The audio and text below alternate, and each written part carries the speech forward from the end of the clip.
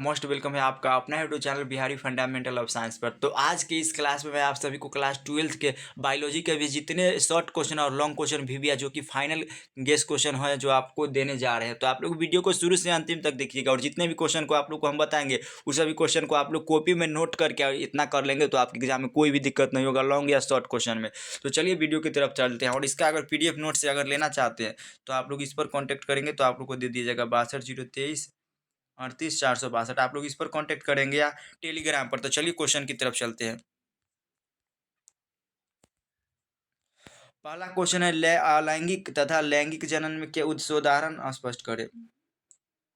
अलैंगिक तथा लैंगिक जनन में सोदाहरण अंतर स्पष्ट करें, मतलब अलैंगिक और लैंगिक जनन में ना उदाहरण अंतर स्पष्ट करें। तो इसको आप लोग कर लीजिएगा। उसके बाद 2 नंबर में आता है मुकुलन से आप क्या समझते हैं। मुकुलन से आप क्या समझते हैं, ये भी क्वेश्चन काफी बार पूछा गया। उसके बाद द्विखंडन और बहुखंडन को उदाहरण के साथ समझा। द्विखंडन तथा बहुखंडन को उदाहरण के साथ समझा, इसको भी कर लीजिएगा। उसके बाद 3 नंबर क्वेश्चन है द्विखंडन तथा बहुखंडन को न उदाहरण के साथ अंतर स्पष्ट करें। द्विखंडन तथा बहुखंडन को उदाहरण के साथ अंतर स्पष्ट करें, तो इसको भी कर लीजिएगा। उसके बाद मदन चक्र तथा ऋतु चक्र में अंतर स्पष्ट करें, भी इंपॉर्टेंट है। उसके बाद पुकेसर तथा स्त्री केस को उसके बाद आता है पुकेसर तथा स्त्री केस को नामांकित चित्र द्वारा परिभाषित करें। पुकेसर तथा स्त्री केस को नामांकित चित्र द्वारा परिभाषित करें, इसको भी कर लीजिएगा। उसके बाद आता है विपुंसन से आप क्या समझते हैं। विपुंसन से आप क्या समझते हैं, ये भी इंपॉर्टेंट है।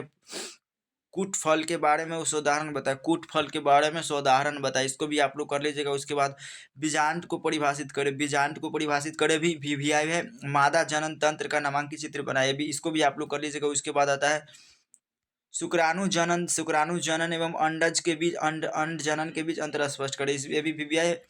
मनु शुक्राणु का नामांकित चित्र बनाइए, भी इंपॉर्टेंट है। उसके बाद किसी चार यौन संचारित रोगों के नाम लिखे और उनके रोग जनक के नाम लिखे, भी इंपॉर्टेंट है। उसके बाद आता है MTP क्या है। MTP क्या है, इसके सुरक्षित एवं घातक काल का उल्लेख करें, भी है। उसके बाद आता है बांध्याकरण। बांध्याकरण से आप क्या समझते हैं, किन्हीं दो विधियों को नाम लिखे। बांध्याकरण से आप क्या समझते हैं, किन्हीं दो विधियों को नाम लिखे, भी इंपॉर्टेंट है। अगला क्वेश्चन है 15 नंबर प्रखनली शिशु। प्रखनली शिशु टेस्ट ट्यूब बेबी किसे कहते हैं। टेस्ट ट्यूब बेबी किसे कहते हैं, ये भी इंपॉर्टेंट है। उसके बाद मंडल की सफलता के कारण का वर्णन करें। मंडल की सफलता के कारण का वर्णन करें, इसको भी आप लोग कर लीजिएगा। उसके बाद 17 नंबर है किसी एक उदाहरण के साथ पृथक्करण के नियम का वर्णन करें।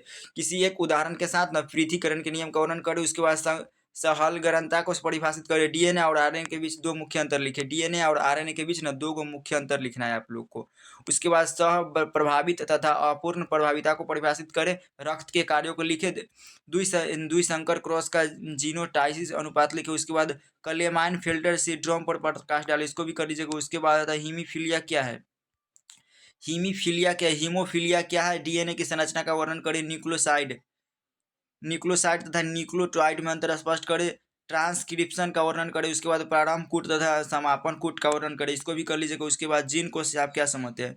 जीन कोश से आप क्या समझते हैं। लेमार्क तथा डार्विन के सिद्धांतों को में विभेद करें, इसको भी आप लोग कर लीजिएगा। उसके बाद समजात अंग तथा समजात अंग में अंतर स्पष्ट करें, इसको भी। उसके बाद आता है अनुकूलन क्या, इसका साधारण और वर्णन करें। अनुकूलन क्या, इसका साधारण वर्णन करें। उसके बाद आता है अमीबा बैसिस। अमीबा बैसिस क्या है, इसके कारक का नाम बता तथा इस रोग के लक्षणों का वर्णन करें, इसको भी कर लीजिएगा। उसके बाद आता है टाइफाइड बीमारी के रोगजनक लक्षण, संक्रामक की विधि द्वारा तथा उपचार के बारे में बताइए, इसको भी कर लीजिए। उसके बाद 35 नंबर में आता है मलेरिया और निमोनिया का प्रसारण किस प्रकार होता है। मलेरिया और निमोनिया का प्रसारण किस प्रकार होता है। उसके बाद अंतर्जात प्रतिरक्षा पर प्रकाश डाले। उसके बाद एंटीबॉडी के 5 वर्गों के नाम लिखे। उसका टीकाकरण क्या है। उसके बाद हरित क्रांति से आप क्या समझते हैं। अंतर प्रजनन क्या है, भी इंपॉर्टेंट क्वेश्चन है। उसके बाद आता है कलोन की परिभाषा बताइए। कलोन की परिभाषा बताइए। उसके बाद सूक्ष्म जीव क्या है, मानव कल्याण में उनकी भूमिका का संक्षिप्त विवरण दे। जीवाणु भोजी का नामांकित चित्र बनाए। VOD को परिभाषित करें। नाइट्रोजन स्थिरीकरण में सूक्ष्म जीवों की भूमिका के बारे में बताए। उसके बाद आता है जैव प्रौद्योगिकी की परिभाषा लिखे। जैव प्रौद्योगिकी की परिभाषा को लिखे, इसके भी कर लीजिएगा। उसके बाद आता है प्रतिबंधन एंजाइम क्या है। प्रतिबंधन एंजाइम क्या है, किन्हीं दो के नाम लिखे। उसके बाद पलिजामिड क्या है। पलिजामिड की संरचना तथा उपयोगिता संक्षेप में लिखे। उसके बाद एगरोज का प्रयोग किस काम में किया जाता है। एगरोज का प्रयोग किस काम में किया जाता है, इसको भी कर लीजिए। उसके बाद GMO पर प्रकाश डाले। GMO पर प्रकाश डाले। एग्रोबैक्टीरिया पर संक्षेप में एक टिप्पणी लिखे कि BT कार्टन से आप क्या समझते हैं। जीन चिकित्सा क्या है, इसको भी आप लोग बताना है संक्षेप में। उसके बाद जीन चिकित्सा क्या है। जीन चिकित्सा क्या संक्षेप में लिखे।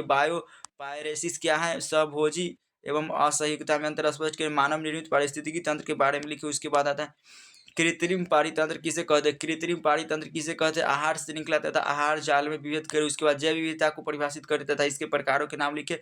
जैव विविधता हॉटस्पॉट क्या है? भारत में किन्हीं हॉटस्पॉट, कितने हॉटस्पॉट? रेड डाटा बुक क्या है? रेड डाटा बुक क्या है? इसको भी आप लोग कर लीजिएगा। उसके बाद आता है स्वास्थानीय संरक्षण तथा वरान स्थानीय संरक्षण में अंतर स्पष्ट करें। ग्लोबल वार्मिंग क्या है? इसके प्रभाव को वर्णन करें। ग्रीन हाउस प्रभाव किसे कहते हैं? ओजोन छिद्र से पाका क्या है? ओजोन क्षय का प्रमुख कारण लिखे। तो इसको भी आप लोग को 65 तक कर लेना। उसके बाद अब आता है दीर्घ उत्तरीय क्वेश्चन पर। उसके बाद अब चलते हैं दीर्घ उत्तरीय क्वेश्चन की तरफ, दीर्घ उत्तरी क्वेश्चन की तरफ। पहला क्वेश्चन है पर परागण को परिभाषित करें। पर परागण को परिभाषित करें और पर परागण के विभिन्न अभिकर्मों को लिखे। उसके बाद शुक्राणु जनन की प्रक्रिया का वर्णन रेखा चित्र की सहायता से करें। शुक्राणु जनन की और प्रक्रिया का वर्णन रेखा किस चित्र से किया है? तो इसको भी करें। उसके बाद है मासिक चक्र का वर्णन करें। मासिक चक्र का वर्णन करें, इसको भी आप लोग कर लीजिए। मासिक चक्र का वर्णन करें, इसको भी कर लीजिए। उसके बाद है जनसंख्या नियंत्रण हेतु गर्भ निरोधक की जनसंख्या नियंत्रण हेतु गर्भ निरोध की विभिन्न विधियों का विवेचना करें, इसको भी कर लीजिए। उसके बाद लिंग क्या है? लिंग क्या है? इसको भी आप लोग को कर लेना है। लिंग क्या है? लिंग निर्धारण के विभिन्न प्रकारों को आप लोग को अति करना है। लिंग क्या है? लिंग निर्धारण के विभिन्न प्रकारों का वर्णन, संक्षिप्त वर्णन करें, इसको भी आप लोग को कर लेना है। उसके बाद आता है गुणसूत्र विकार से आप क्या समझते हैं? गुणसूत्र विकार से आप क्या समझते हैं? विभिन्न गुणसूत्र विकार के कारणों एवं संबंधित असमानता के लक्षण को लिखे। डाउन सिंड्रोम, टर्नर सिंड्रोम और क्लाइफेल्टर सिंड्रोम, इसको आप लोग को कर लेना है। उसके बाद आता है डीएनए का एक विस्तृत आरेख बनाकर उसे सही रूप से नामांकित करें। डीएनए का एक विस्तृत आरेख बनाकर उसे सही रूप से नामांकित करें। उसके बाद जेनेटिक कोड से आप क्या समझते हैं? जेनेटिक कोड से आप क्या समझते हैं? इसके प्रकार तथा गुणों के विस्तार लिखिए। उसके बाद लेक ओफ्रान नाम क्या है? इसको भी कर लीजिए। उसके बाद मलेरिया बुखार के कारण लक्षण लिखिए। एड्स क्या है? इसके रोगजनक और इस सभी क्वेश्चन को आप लोग कर लीजिए। उत्तम संवर्धन क्या है? उसके बाद वायु जल क्या है? इस सभी क्वेश्चन आप लोग को कर लीजिए। मात्र 20 गो लॉन्ग क्वेश्चन है, तो आप लोग 20 लॉन्ग क्वेश्चन को स्क्रीनशॉट ले लीजिए और 20 को में से आप लोग को 6 को आराम से इसी में से आएगा। तो आप लोग को 20 क्वेश्चन का स्क्रीनशॉट ले लेना है और कॉपी में नोट करके आप लोग को एक को करिएगा तो 20 दिन में कंप्लीट हो जाएगा। और 65 को शॉर्ट क्वेश्चन, तो आपकी एग्जाम में सब्जेक्टिव क्वेश्चन में कोई दिक्कत नहीं होगा, नहीं ऑब्जेक्टिव में होगा। तो आप लोग भी अब बायोलॉजी में कितना 70/70 आराम से ले सकते हैं। पहले आप लोग इतना कर लेंगे तो आप लोग को 35 नंबर सब्जेक्टिव में कहीं नहीं जाने वाला। इससे बाहर आपके एग्जाम में एक भी क्वेश्चन नहीं पूछेगा। इसी में से 100% गारंटी है कि इसी में से पूछेगा। इससे बाहर एक भी क्वेश्चन नहीं पूछेगा और ऑब्जेक्टिव का जो प्रैक्टिस करवाएंगे उसी में से। तो आप लोग को समझ में आ गया।